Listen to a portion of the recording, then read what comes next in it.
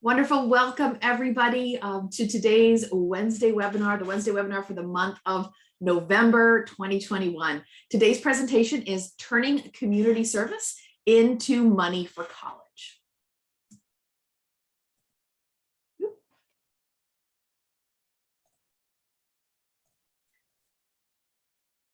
My name is Jessica Whittier, and I'm a college access counselor with the Finance Authority of Maine.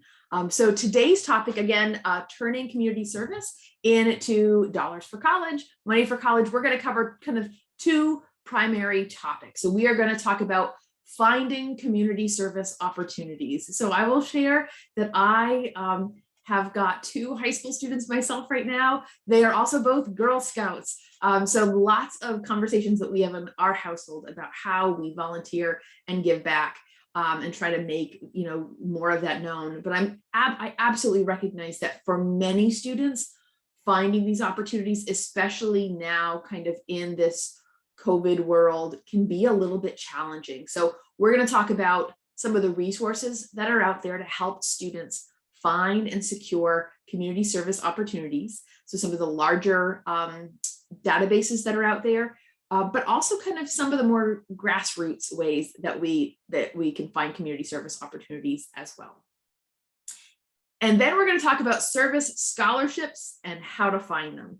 So kind of two parts. So first, we're going to talk about how do you get those volunteer hours? How do you get those volunteer opportunities? And then where do you find the money to help you go to college, and kind of put those two things together. So many times I will talk to students who are looking for scholarships for college, and they're worried because their grades are not great. So they worry that they're not going to qualify for scholarships. And certainly they may not qualify for merit scholarships or academic merit scholarships. But there are tons of these scholarships out there that are tied directly to community service, volunteering, and leadership abilities in those areas. So we'll talk a little bit about some of the really great scholarships out there, and then how to find a whole lot more, and then also a few tips on helping your students stay on track. All right, so let's keep going. So we're going to start with talking about finding community service opportunities. And I will tell you, this presentation is one that I've done for a few years in a couple of different ways, mostly directly to students. And some of the resources that I used prior to COVID are less useful today. So I will make sure to talk to you a little bit about that. I do anticipate they will become more useful in the years to come as we get back into kind of a normal way of life. But right now, a lot of volunteer opportunities have changed, and so they're not out there in the same way. So I'm going to start with talking about some of the more local, larger databases. So volunteermaine.gov is one resource that we have available right here in the state of Maine, that students and families and school counselors and teachers, you guys can use this to search for volunteer opportunities, as well as kind of list any opportunities that you might have.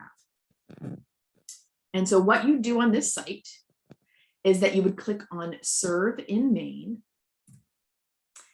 And then what you will get is a pop-up or a kind of a drop-down list of these options. So it's going to talk to you about some of the sites that will link you to opportunities to serve and volunteer here in the state of Maine. Now, some of these are less useful for high school students or younger students, but the one I think that is best or is a really good one is this first one, which is Points of Light. Now, in the past, this has been a website that had lots of Maine resources on it.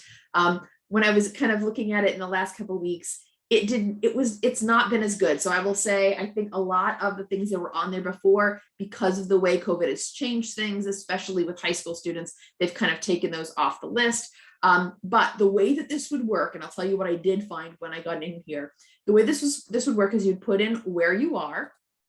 I don't put in a keyword, I just put in the town. So because right now their list, although it's pretty decent, it's a lot more national stuff. So we want to kind of just at least keep it in Maine.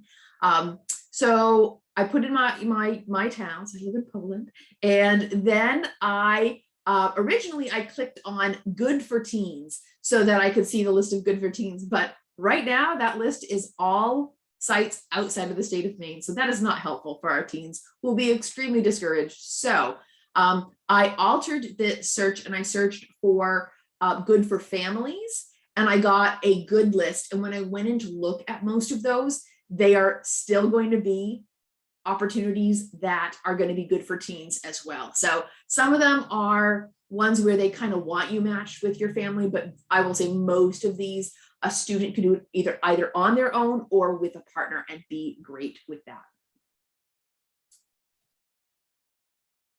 Another large national kind of website is VolunteerMatchorg.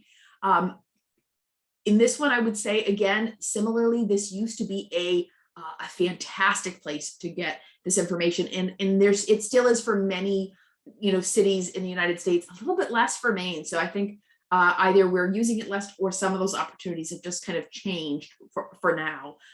Last year, when I was looking, not last year, but maybe it was 2 years ago, there were lots of opportunities to volunteer at craft fairs, or holiday events that were happening in different communities. There's none of that out there right now that I'm seeing on these websites. So I would encourage you on a site like one of these larger national sites to keep those searches broader for teens. So don't kind of limit it down, really look. And when I was looking at this one of the things I noticed was that there were a number of virtual or home-based volunteer opportunities that they were highlighting. So if you have a student who is crafty, VolunteerMatch.org had a number of listings for people to volunteer to knit hats or mittens for homeless. Or one of the other things I saw was an organization who would send you the materials to sew teddy bears. So sew and stuff teddy bears, and they were collecting them for different crisis organizations to be able to hand them out to kiddos in crisis. So if you have a student where something like that might be right up their alley, this is a great place, but they have other things as well. So again, in the past, this has been a much better site. I do anticipate it getting better in the future. Right now, it's just maybe a little bit less. So let's move on to some of the ones that have a little bit more. So this was one I was very impressed with. So redcrossyouth.org. So again, this is really specific to the Red Cross. And absolutely, when you go on that site, you're going to find that students can volunteer to work at a blood drive. So work at a blood drive, volunteer to host a blood drive. So be kind of the coordinator of a blood drive in their school or their community or their church or any other kind of place that they feel like they could make that happen. So I think those are things that maybe students know about, but they are definitely out there. So if your students don't, certainly let them know. But here are some things that I'm not sure many students know about. So these are kind of cool. So they have, so Preparedness Week. So hosting a campaign in your school or community to motivate your peers to prepare for, prepare in case of a disaster. Fire canvassing. So handing out materials. So this is something they suggest doing in a group and handing out materials in your community. Preparing and sharing, prepare and share kit drive. So this would be collecting the items to build emergency preparedness kits and then handing them out to families or the elderly or different groups or organizations, places where it would be best for people to have those resources. And one of the stories they highlighted on the page was of a group of students who created all these kits for every student in their kindergarten class in their community, went into that kindergarten class, gave all those kindergartners one of those kits and taught them a lesson on preparedness. So I thought it was a really cool idea. And then this last one really tickled me. So the zombie apocalypse party. And so they have all of the kind of cool ideas around this, but the idea is to throw a party. And it'll be kind of focused around educating students and families and the community about how to prepare for natural disasters. And so I was thinking when I was looking at this, I know we've already gotten through October, but what a great opportunity for some students to pull something like that together during the month of October, invite all of those community resources in that would help, with the different training activities, and kind of have like a little autumn fair zombie apocalypse party going on. So definitely some cool opportunities for students. Check out redcrossyouth.org. So here are some other opportunities. So again, when I was kind of doing the search and I didn't find like those big websites that I usually find a lot of great opportunities for students on, I went and did a little bit of digging myself, and you'll see in a minute. I think one of the best ways to find stuff is to just Google it. So one of the things I did was search community service opportunities in Maine. And I've got these 3 and a couple more on the next slide, but I'd love, again, at the end to hear a little bit more about any opportunities that you are aware of that I didn't highlight here that you think are worth a mention. So Habitat for Humanity Maine, they have 8 main organizations with a variety of opportunities for teens to volunteer. So not only do they have the building crews, so the actual building sites where they are building houses or fixing houses for families in need in Maine, they are also, so you can do a crew with like a bunch of students together or individuals or families, but they also have other opportunities. So I believe there are a couple of sites in Maine that have stores. So have Habitat for Humanity stores where you can buy, products like sinks and toilets and other things that you would put in your home that they've been able to get at discounts and then sell to you for a little bit of profit on their part to use to continue the work that they do. So they look for people to help them out and volunteer in the stores. And one of the sites I was looking at, I think it was the Bangor site, is also looking for clerical help. So somebody who could just kind of help with some paperwork and things like that. So they listed all of those as things that a high school student could do. Maine Humane Societies. So I tried to find a list of them all together. So if you look up Habitat for Humanity Maine, you will get just the list of the 8 sites. If you look up humane societies in Maine, I had a harder time finding a site. I could not find a site, maybe you know where it is, that listed them all in one place. So I found 11 sites by doing a search throughout the state of Maine, all the way from York to Aroostook County. And so, but there may be more. So I could only find what I could, but so there are a variety, that should say variety, not verity, a variety of opportunities for teens to volunteer with animals. So if you have a student where that's kind of their thing, you can, they can walk dogs or clean litter boxes or, work with animals in different capacities. They can also do kind of more outside of shelter jobs, like collecting items for the animal shelter. So those would be different things that they could do. So if you check out their website, again, lots of opportunities there. Meals on Wheels. So Meals on Wheels Maine, so again, mostly they're primarily coordinated through the local area agencies on aging. So there are, again, sites, I think, in just about every county in the state of Maine. And so I was really surprised when I saw drivers and they were listing teens. So it sounds like they will accept drivers that, as long as you have your license and are in good, and your automobile has insurance, you're good to go. So that is a great opportunity for maybe a new driver who's looking for, those kinds of things to do, an excuse to ride around in their car. So during maybe school vacation weeks or summer. So those sound like great opportunities. Assistant presenters. So again, through those agencies on aging, they offer lots of workshops for the elderly and are looking for people to help them out, because a lot of times when they're doing those workshops, they need extra hands. So some of the workshops I saw that they were looking for help on were things like they do a Tai Chi workshop. One of them I thought was really great for students would be a workshop that was around technology and helping people to understand how to use their computers or how to use Facebook or how to use their cell phones to take pictures and upload them to their friends. So it's a lot of things that I think a lot of teens would probably really enjoy. So check that out. And then they are also they have some office support opportunities as well. So check out those opportunities for your students.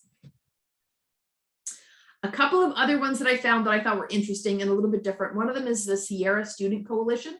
So they are a network of young people from 14 to 35, and they organize events around climate, racial, and economic justice. So this is something, so if you visit the Sierra Student Coalition website, they list a number of ways that students can volunteer and get active in their schools and communities. And they have you can actually start these Sierra Student Coalition clubs inside your school. So that's something that they have as well. Best Buddies Maine is another one that I thought was really great. I think I have a daughter who might find this very interesting. So it is an organization that works to provide more opportunities to people with intellectual and developmental disabilities. So they are setting people up with one-on-one friendships between individuals with and without IDD. And so you'd be able to kind of be that person's buddy and do activities. And, you know, maybe it's even just talking on the phone or texting or those kinds of things, just to get them communicating with the outside world and having those additional connections in their communities whenever possible. So just, you know, a couple more great opportunities that are out there right now. So again, in the times of COVID, we also want to talk about the opportunities that are out there to do things virtually. So these are 3 opportunities that I'm aware of that are out there. I'm sure there are lots more. Bookshare.org is an organization where you can contribute your skills you can scan or proofread documents so that they can be utilized by people that have visual impairments. So sometimes it is you're kind of typing in what it says or scanning it so that it can be read by the computer that Bookshare.org has, so that they can translate it into Braille. It's also possible that you are, you know, uploading it so that they can make it into a larger print piece to share with people who might need that. So they also they convert things into audio recordings. So they do all kinds of different things, but they really are looking for people from home with their computers to do some of the work with them. I will say today, I went on to look, and right now they are saying they don't have any volunteer opportunities today, but last week they did. So I think it comes up fairly regularly. So it is worth checking out and having students check back. Translators Without Borders is an organization that provides translations for nonprofit organizations around crisis relief, health, and education. They provide these translations throughout the world. And what you would do is you would sign up to be a translator if you're someone who's proficient in more than one language, so English and another language. And they would help you, you would help them translate things into a different language. The ones that I saw that I thought were kind of interesting. So one of them was translating hurricane preparedness documents for communities in Haiti. Another one was helping to create kind of a database of emergency relief services that are available in this kind of region in Africa that then they'd be able to access through their phones. So there were a variety of different things. So you're kind of translating things, sometimes they're just one pagers or minimal amounts, but it's, you know, a local organization is looking to educate the community on a certain topic. And so they're looking for volunteers to translate. So if you have a student who's got those talents, that's a great place to go. And then BeMyEyes.com is actually an app that is used by people who are primarily people who are low vision, although some of them are blind, but mostly low vision people. And it connects them with sighted volunteers. And what will happen is the app, the person with visual impairments, where if they are somewhere where they need to read something that they are having trouble reading, they are able to access the app and be connected directly to somebody who's kind of available at that time. And they use their cell phone to show you what they're, trying to see. And then you're going to help them walk through what, reading that piece or what they need to do next. So I thought that was a very cool opportunity for high school students. So check out BeMyEyes.com. So again, those are just a couple of the ones that I have. I will say somebody just volunteered already, and I know this is one I didn't put on because I feel like it's something that everybody knows about, but the United Way of all the different counties have tons of volunteer opportunities and some great stuff. And the other one that I was looking at a lot is your local libraries often have volunteer opportunities as well. So checking those out too. So let's talk about scholarships. So what scholarships are out there that for a student who is, doing this, putting in all this work and this effort and is really, showing their, they're shining in that way. How do we kind of find those scholarships that can really kind of reward that student for the work that they're doing?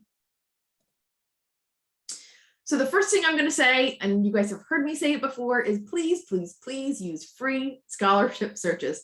I will say I've seen a lot fewer sites that charge, but they are absolutely still out there. And some of them are being promoted nationally by different organizations that there is very rarely going to be a scholarship on a pay site that you cannot find on another site. And in fact, when it comes to scholarship websites or scholarship search engines that are doing things that are innovative and new and more than others, Going Merry is absolutely probably the one that's doing the most there, and they are free to students. So definitely, make sure students are using those free sites.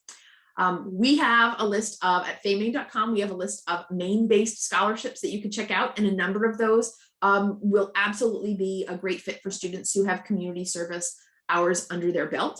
Maine Community Foundation, again, another great organization that has a ton of Maine-based scholarships. So looking at those as you find scholarships that students qualify for, they are probably one of just a few students who do. So those are great resources to check out. I would also suggest when it comes to the large national websites, iGrad is one that I think does a really good job. So again, lots of information on iGrad, lots of scholarships out there for those of you who are high school or even middle school counselors or teachers or college access folks, and you are not at a college that already has an iGrad system for students to access, you can use our system for free. So that is fame.igrad.com. And then not only does it have a whole page on scholarships, which is great, it also has all kinds of other stuff around financial literacy, financial education, preparing for college, all kinds of really cool stuff. So check it out.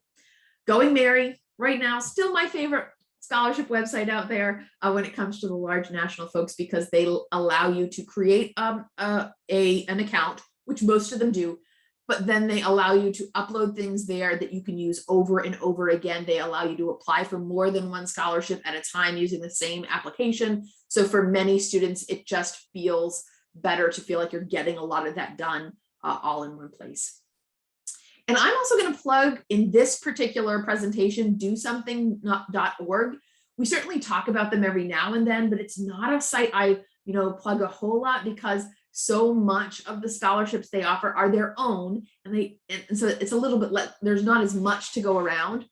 But what makes Do Something great in this presentation is all of their scholarships are community service scholarships, and they actually they have a system to where some of those scholarships are pushing students to literally do something now to get the scholarship. So I do think in this realm, this could be a really great thing for students that are looking for those opportunities that are directly connected with volunteerism.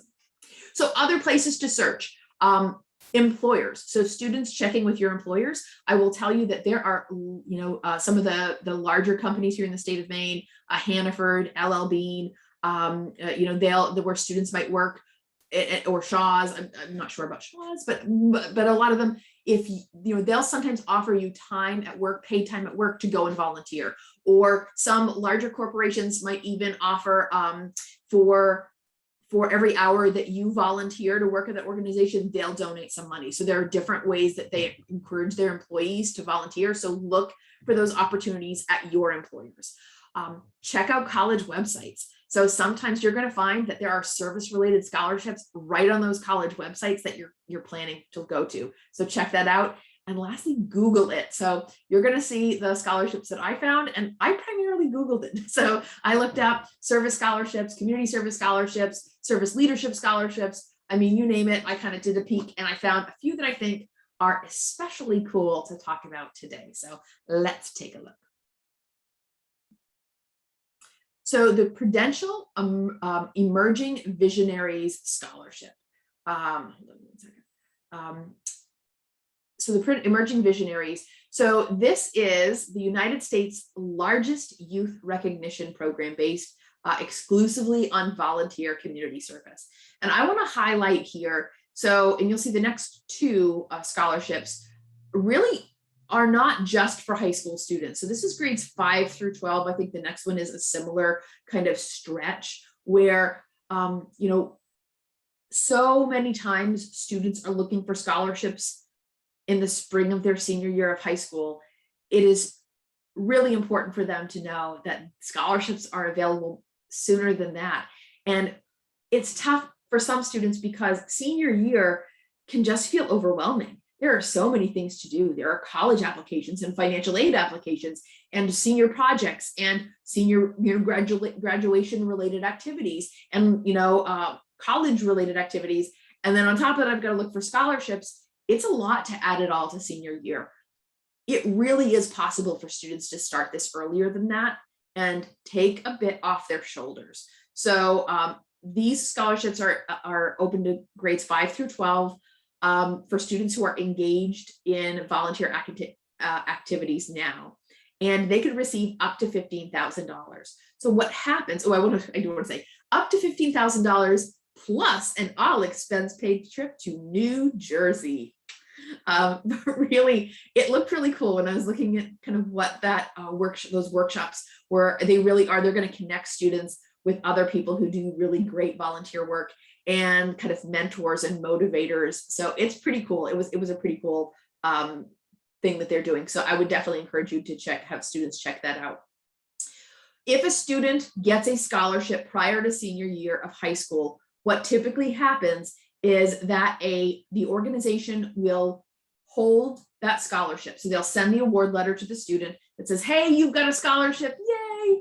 And then they will hold that scholarship until you decide where you're going to college. And once you can show them that you've registered at college, then they're going to send that check directly to your college. So that's pretty cool. Just so if you have students who are like wondering, well, how do I do this if I'm a 7th grader? That's how you do it. Another one that I found was the Gloria Barron Prize for Young Heroes. So again, these are for students between the ages of 8 and 18. That last scholarship had a deadline of early November, which is already passed. So it's probably not great for high school seniors, but is great for all of those underclassmen to be working on now for next year. This one doesn't have a due date until April 15th. So even our seniors have some time to pull their stuff together to make this work for them. So that's going to be at barronprize.org. And they are looking for individuals who have made a significant positive difference to people and the environment.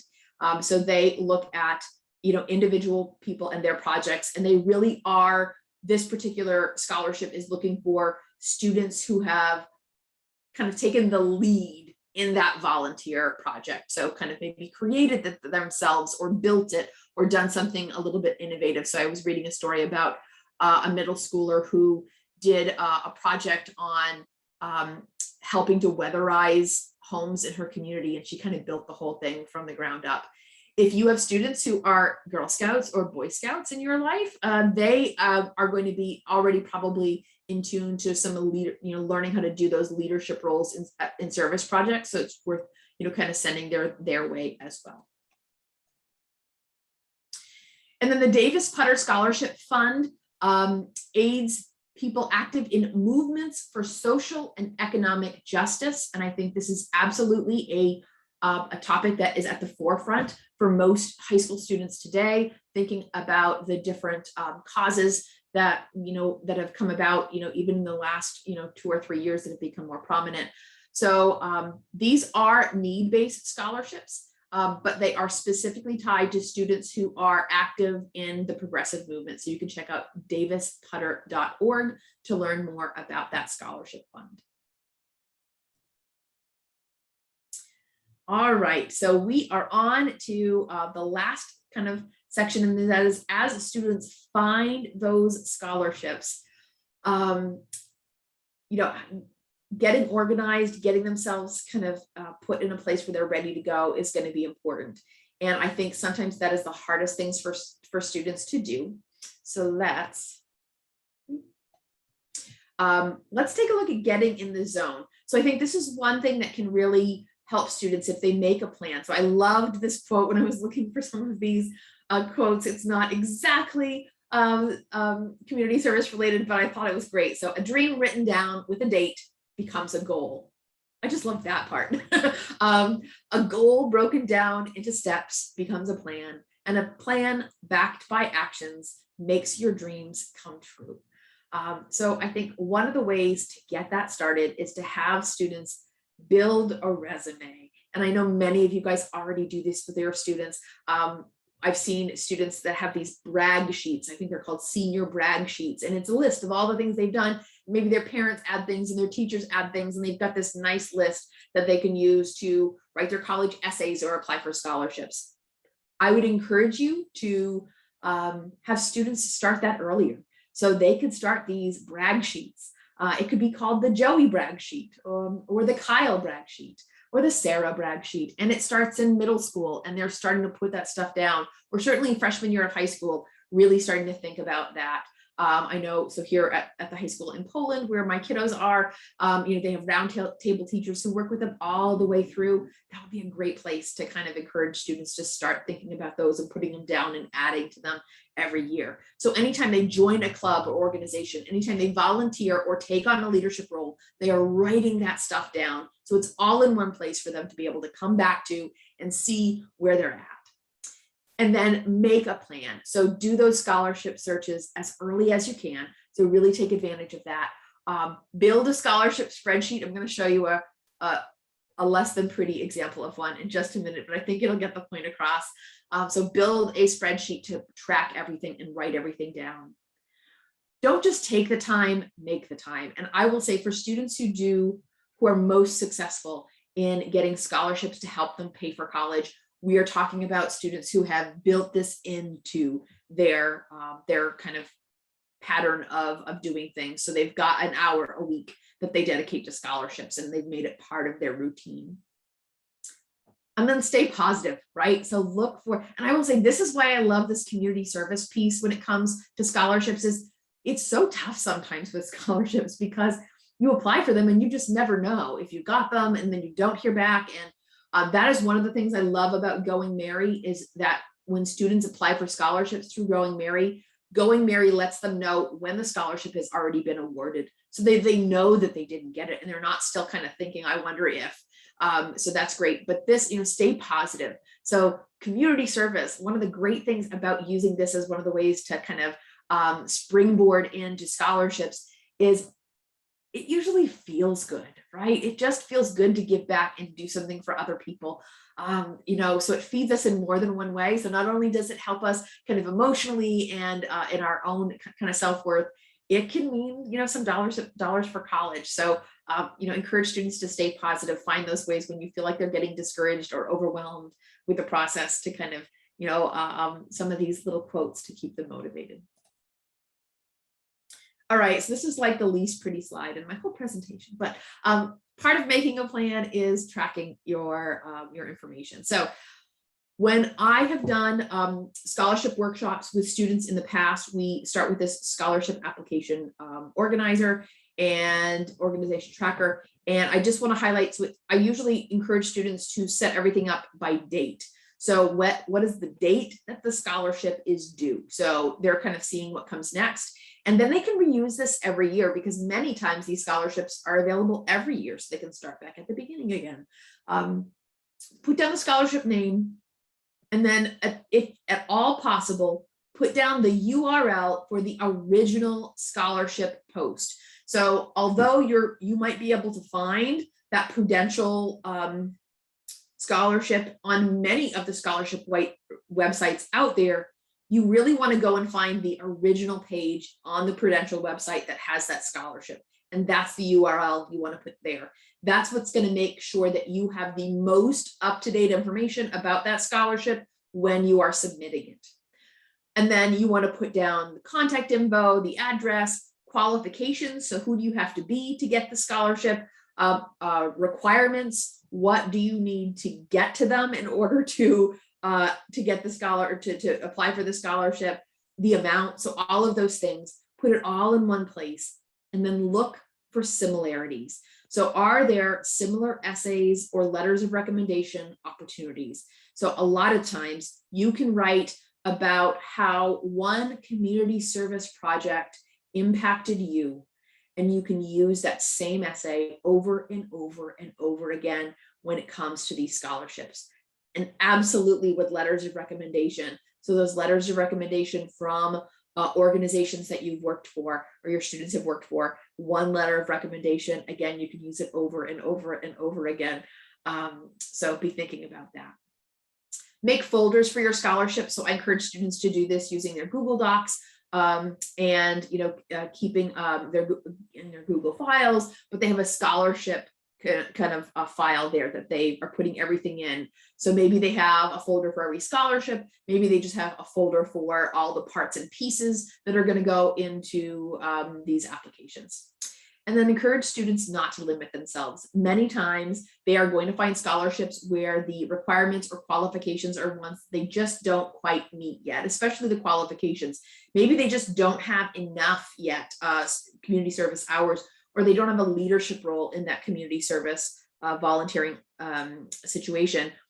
That doesn't mean they won't soon, right? So still put it on your list, still keep it there, and then look for opportunities to do that, right? So kind of keep it moving. All right, wonderful. So I'm going to take a look. We don't have any questions so far. I do think this was a pretty straightforward topic for today, but what I would really love is to hear more from you. So Mary talked to us a little bit about, you guys can't see it, but Mary Sinclair, sorry, pick on you, Mary, talked about the United Way and lots of the local opportunities that they have. I would love to hear from you guys. So if you want to put up into the chat so if you'd like me to share your ideas with everybody, you can put it in chat and I will talk about it there myself.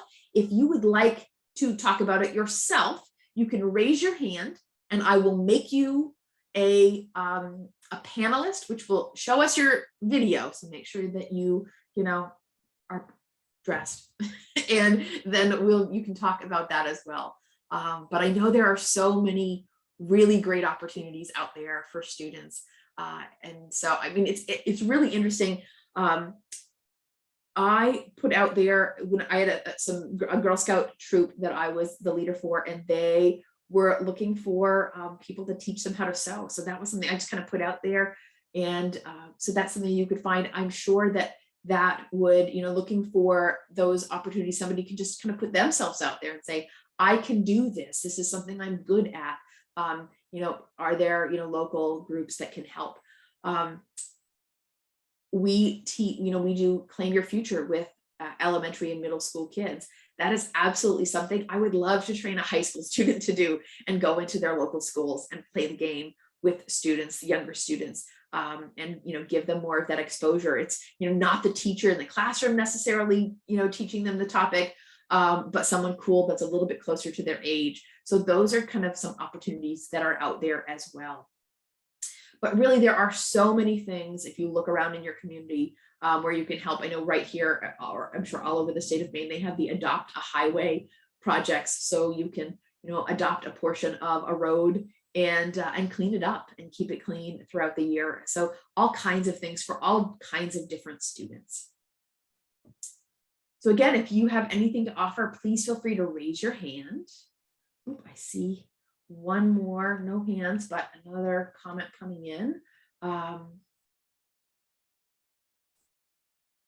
Ooh, this is a good one. Thanks, Mary. So students can play video games with kids who are sick through St. Jude. That is really cool. I can think of a few students who would probably really like that. And I will say, I think, I do see that with if you have a student who's interested in talking on the phone or even texting, sometimes local hospitals or nursing homes are looking for people who are willing to do those kinds of things as well with their patients. And speaking of nursing homes, growing up, that was how I got on most of my volunteer opportunities. And I liked to talk and sing. And I could do both of those at our local nursing home. I know that's a little harder with COVID. There are more restrictions, but I think hopefully they will start opening up soon. And that's something that students can do. I went with my family last year to a nursing home and we were outdoors kind of singing by the windows. So there are different things that you can do along those lines as well. So sometimes it's just exploring with students what they like and what their interests are, because there are so many opportunities out there. Okay, so Tammy is asking Mary, how would we find that volunteer opportunity with St. Jude? So I don't know, Mary, if you have a chance to look before we wrap up, that's great. But if not, Tammy, I will look it up and make sure in the email that I send out that has all this information in there, that will be there as well. And if you are watching this on YouTube after the fact, I will also put it into the comments section or the write-up section in YouTube with some of those links. Great. Okay, I will definitely find that for you guys and see how we can do that. And anything else that's kind of like that, I'll see if I can find a few more links. Yeah, it's some really great stuff. Ooh, what do we got? Citizen science projects that students can do at home on demand. So that's at crowd.loc.gov, campaigns and topics. So again, I will put that in the email as well. And on the YouTube page, that link as well. Thanks for that, Mary. Mary, next time you should do this workshop with me. Beautiful. All right. So I think we've hit just about everything so far for this. So if you do have other ideas, please feel free to share. I would love to share them with others. I know a lot of school counselors have a volunteer section on their website. Please feel free to put this up there or any of these links, and let me know if I can help your students in any way. I do want to just plug really quickly that we do still have FAFSA Help sessions going on, and this year the FAFSA has been a little bit more of a challenge than in previous years. One of my favorite things I always said that I'll get it on a t-shirt someday is FAFSA is easy. This year it's not. We're a little bit harder. I think they did a facelift design and it's made it a little challenging. So we are here to help. If you have any students or families who have kind of hit walls on the FAFSA, please send them our way. So faymain.com/events. And then please mark your calendar for next month's Wednesday webinar, which is on upcoming changes to student loans and what you can do now to make sure that you are in a good place, or your students are in a good place, or your graduates are in a good place to be ready to handle those changes. So that's going to be December 8th at 1 p.m. With Nikki Vashon. Wonderful. Well, thank you guys so much for joining me today. You can find more resources on our website at faymain.com or check us out on any of our social media pages. We have a new website coming soon, so definitely don't be surprised if you go to faymain.com and it looks different and you think you're in the wrong place. You are not, but it might not be until December, so we're still kind of waiting to hear, but it's going to be super duper cool. But definitely check out our YouTube page and the ton of videos we have there as well. So again, thank you guys for joining us today. If you do have questions, you can continue to pop them in chat and we'll add some more. I'm just going to go ahead and